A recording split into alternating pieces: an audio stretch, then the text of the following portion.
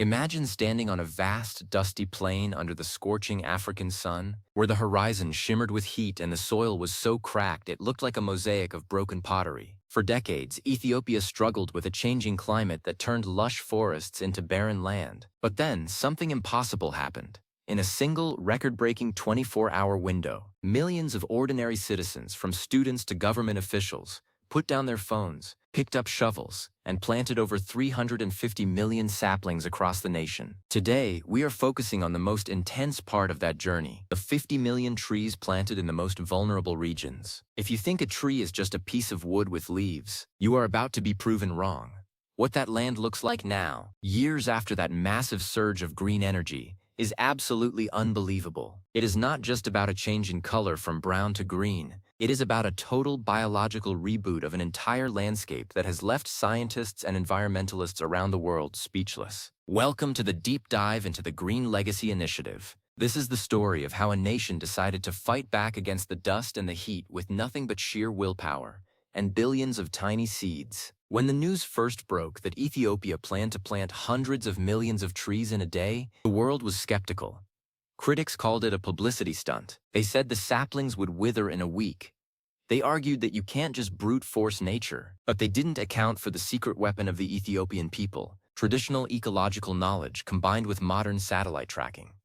Today, those dusty plains have transformed into vibrant, humming ecosystems that are actually changing the local weather patterns. This is the ultimate proof that humanity still has the power to fix what we have broken, and the results are more dramatic than any Hollywood special effect. To understand why this project was so urgent, we have to look at the history of the Ethiopian highlands. A century ago, 40% of the country was covered in thick, ancient forests. By the early 2000s, that number had plummeted to less than 4%. The loss of trees meant the loss of water, without roots to hold the soil. Every time it rained, the precious topsoil washed away into the rivers, leaving the land malnourished and the farmers struggling. This wasn't just an environmental problem, it was a survival crisis. The Green Legacy Initiative was launched as a national emergency of hope. The goal was simple but terrifyingly ambitious: to plant 20 billion trees over 4 years. But the single-day event was the spark that ignited the engine of change. What happened on that day was a masterclass in logistics. Over 1,000 sites across the country were prepared. Saplings were grown in thousands of local nurseries, specifically chosen to match the local microclimates. You see, you can't just plant any tree anywhere. In the high, chilly mountains, they planted indigenous junipers and wild olives. In the lower, drier valleys, they focused on acacia and fruit trees like avocado and mango. Every single person had a mission.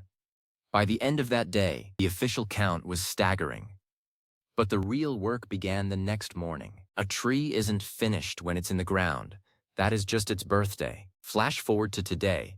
If you visit those same regions, the first thing you notice isn't actually the trees, it's the sound. A barren land is silent.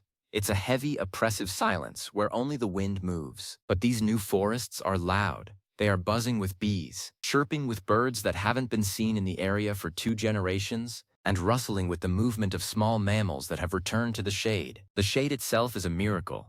In some areas, the ground temperature under the new canopy is 10 to 15 degrees cooler than the open fields just a few meters away. This cooling effect is creating micro-oasis zones where farmers are now growing crops that used to be impossible to cultivate in the heat. But the most unbelievable transformation is happening underground.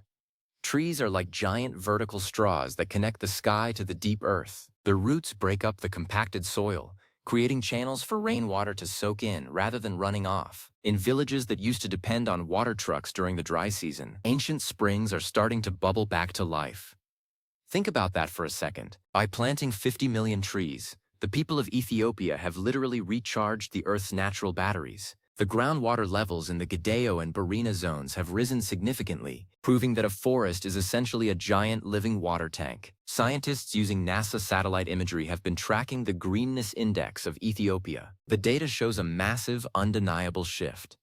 The Great Green Wall of Africa, of which Ethiopia is a leading partner, is no longer just a dream on a map. It is a physical barrier of life that is stopping the desert from moving south. The trees act as windbreaks, preventing the hot Saharan winds from stripping the moisture from the air. This has led to a stabilization of rainfall. In some regions, the small rains that used to be erratic and unreliable have become more consistent. The trees are literally talking to the clouds, releasing organic compounds that help stimulate rain production. It is a biological feedback loop that is repairing the sky. The social impact is just as incredible. This wasn't a project done by machines or foreign corporations. It was done by the people. In the rural areas, women's cooperatives have taken over the management of the new forests. They aren't just protecting the trees. They are harvesting the benefits. Because many of the trees planted were fruit and nut-bearing species, these forests have become supermarkets of the wild. In the Sidama region, the income of local families has increased because they now have surplus avocados and papayas to sell at the local markets. The green legacy isn't just about saving the planet, it's about making people's lives better today. One of the big secrets to the success of the 50 million trees is a technique called farmer-managed natural regeneration, or FMNR. While many trees were planted as saplings, millions of others were grown by simply protecting and pruning the hidden forest already in the soil. You see, many tree stumps and seeds stay dormant in the ground for years, waiting for a chance.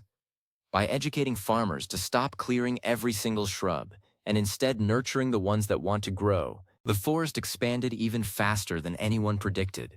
It is a partnership between human effort and nature's own resilience. But it wasn't all easy. There were huge challenges. In the first year, some areas saw a survival rate of only 60%. Pests, unexpected droughts, and grazing animals were all threats to the young saplings. But instead of giving up, the initiative adapted. They began building living fences out of thorny bushes to protect the new forests. They introduced community guards who were paid to ensure that the trees reached maturity. This created thousands of new green jobs in regions where unemployment was a major issue. The survival rate has now climbed to over 80% in the managed zones, which is a gold standard for large-scale reforestation. Let's talk about the specific species that changed the game. The acacia tree is the unsung hero of the Ethiopian landscape. It is a nitrogen fixer, which means it takes nitrogen from the air and puts it into the soil through its roots. It is literally a natural fertilizer factory. In fields where acacias were planted alongside traditional crops like teff or coffee, the yields have doubled without the use of chemical fertilizers. The trees act as a mother to the crops, providing nitrogen, shade, and protection from the wind. This is the definition of agroforestry, and it is the future of sustainable farming on a planet that is getting hotter every day. The visual change in the landscape is so dramatic that it's visible from space. If you look at time-lapse satellite footage of northern Ethiopia from 2019 to now, you see the brown, dusty patches being swallowed by a tide of deep green. It looks like the earth is breathing again. In the Tigray and Amhara regions, areas that were once famous for their rocky, inhospitable terrain, are now home to lush valleys. This has also brought back the wildlife. Leopards, which were thought to be gone from certain districts, have been spotted on trail cams. It turns out that if you build the home, the residents will return. One of the most moving parts of this story is the memory forests. In many parts of Ethiopia, people planted trees in honor of their ancestors, or to celebrate the birth of a child. This gave the project a deep emotional connection. A farmer isn't just protecting a sapling, he is protecting a living monument to his grandfather. This cultural integration ensured that the trees wouldn't be cut down for firewood the moment the government officials left. The forest became part of the family. This is a lesson for nature projects everywhere. If you want a forest to last, it has to mean something to the people living next to it. The economic ripple effect has been huge. Ethiopia is one of the world's top coffee producers, and coffee is a plant that hates direct, harsh sunlight. As the national forest cover increased, the quality of the coffee beans in areas like Yirgacheffe improved. The trees provided the dappled light that coffee plants crave, leading to more complex flavors and higher prices on the international market. The 50 million trees are essentially an investment in Ethiopia's most famous export. Every sapling planted is a fraction of a cent added to the national economy every single year. But the story doesn't end with just planting. The technology used to monitor these trees is cutting edge. Every major planting site was geotagged. A national database tracks the health and growth of the forests using multispectral drone imagery. This allows the Ministry of Agriculture to see which sites are struggling and deploy resources like solar-powered irrigation or organic pest control before it's too late. It is a smart forest approach. We often think of technology and nature as opposites, but in Ethiopia, they are joined at the hip to create a resilient future. The Green Legacy Initiative has also become a source of immense national pride. In a world where we often hear only bad news about the environment, Ethiopia has become a lighthouse for what is possible. Other nations in the region, like Kenya and Djibouti, are now looking to the Ethiopian model to start their own mass planting events. It has sparked a green race across the continent. If Ethiopia can plant hundreds of millions of trees while dealing with its own internal challenges, what is stopping the rest of the world? Let's dive into the atmospheric effect of these 50 million trees. A single mature tree can release dozens of gallons of water into the air every day through a process called evapotranspiration. When you multiply that by 50 million, you are essentially creating a giant humidifier for the entire region. This moisture creates low-level clouds that reflect sunlight back into space, cooling the entire area even further. It is a localized version of geoengineering, but instead of using chemicals or mirrors, we are using biology. The land doesn't just look different, it feels different. The air is crisper, the breeze is cooler, and the harsh bite of the sun is softened. The return of the fog is another unbelievable result. In the highland forests, the trees comb the moisture out of the passing clouds, a phenomenon called cloud stripping. This water drips down the trunks and into the soil, providing a constant source of moisture even when it isn't raining. Without the trees, the clouds just blow past. With the trees, the clouds are captured. This has allowed for the return of mosses, ferns, and orchids that haven't been seen in some valleys for over 50 years. The biodiversity is exploding in every direction. The root architecture of the new forests is also protecting the nation's infrastructure. In the past, heavy rains would cause massive landslides that destroyed roads and bridges. Today, the deep interlaced root systems of the new forests act as a natural rebar, holding the hillsides together. The government has estimated that the ecosystem services provided by these trees, in terms of infrastructure protection alone, have saved the country hundreds of millions of dollars. The trees are the cheapest and most effective engineers the country has ever hired. When you walk through these new forests today, you see a mix of ages. You see the pioneer trees that were planted in 2019, now standing 5 or 6 meters tall, and beneath them, you see the natural seedlings that they have produced. This is the most important milestone, when a planted forest becomes a breeding forest. The ecosystem is now self-sustaining. It doesn't need humans to plant more seeds. It is doing the work itself. The 50 million trees have become the parents of billions more. The shift in the local mindset is perhaps the most unbelievable part of the whole project. In the past, trees were often seen as an obstacle to farming, or a source of quick fuel. Today, they are seen as the guardians of the harvest. Schools in Ethiopia now have green clubs where children learn how to graft fruit trees and monitor soil health. The next generation of Ethiopians is growing up with a total understanding that their prosperity is directly linked to the health of their land. You can feel this energy in the villages, a sense of ownership and responsibility that is stronger than any law. For those interested in the technical side, the project also focused on soil carbon sequestration. Every one of those 50 million trees is a carbon-absorbing machine. They take carbon dioxide from the atmosphere and turn it into wood and roots, but more importantly, they pump carbon into the soil. Healthy, tree-filled soil holds 10 times more carbon than barren dust. This has put Ethiopia on the map as a potential leader in global carbon markets. The country isn't just saving itself. It is providing a massive service to the entire planet by cleaning the air we all breathe. If you were to take a drone and fly it over the Blue Nile Basin today, the sight would take your breath away. The river canyons, which used to look like jagged brown scars on the earth, are now being draped in a velvet-like coating of green. This has a direct impact on the river itself, because the trees are stopping the soil erosion. The water in the Blue Nile is running clearer and slower. This is vital for the massive dams and hydroelectric projects downstream. The trees are essentially filtering the water before it reaches the turbines, ensuring a longer life for the country's energy infrastructure. The 50 million trees have also brought back the insects, and while that might not sound like a good thing to everyone, it is the heartbeat of the ecosystem.